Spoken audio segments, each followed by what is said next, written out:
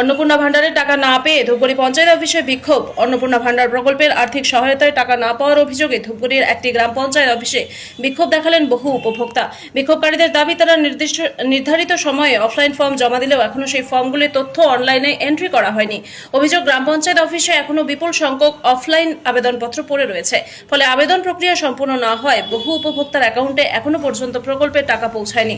দ্রুত সমস্ত আবেদনপত্রের তথ্য এন্ট্রি করে বকেয়া অর্থ প্রদানের দাবি জানান বিক্ষোভকারীরা।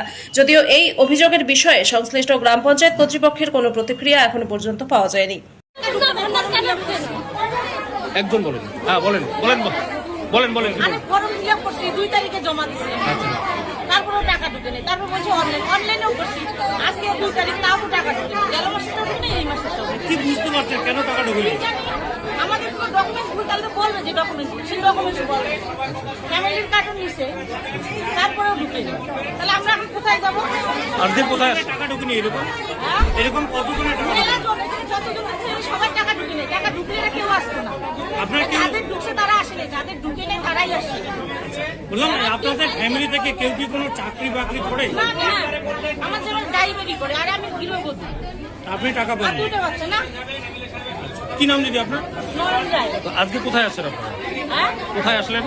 কোন সময় এমএলএর সঙ্গে দেখা করবেন। কি বলবেন এমএলএ সাহেবকে? কি বলবেন? বলবো যে কেন ঢুকতেছি না, কোথায় যাইতে হবে, কি কিছু করতে হবে নাকি।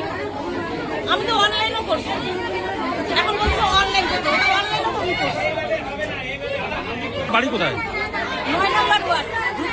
কি অভিযোগ? অন্নপূর্ণা ভান্ডারের জন্য আমরা আসছি। আচ্ছা, 2 তারিখে জমা দিচ্ছি। আচ্ছা, আমাদের টাকা এখন পর্যন্ত ঢুকে নাই। আচ্ছা, কি মনে করছেন কেন ঢুকে নাই? কেন ঢুকে নাই? ফর্ম এখানে কাজ করে নাই, ফর্মে ভিড় করা আছে কোনো সময়। আচ্ছা। ফর্মের কাজ করলে পাঠাইলেছেন, আমাদের টাকাটা ঢুকে আচ্ছা, সাবমিট করে নাই। মানে ফর্মগুলো সাবমিট করেনি এখনো? না, কারা করেনি? ডকুমেন্টস যা যা লাগে সব আমরা দিচ্ছি। আচ্ছা। তারপরেও কেন আমাদের টাকা ঢুকে নাই?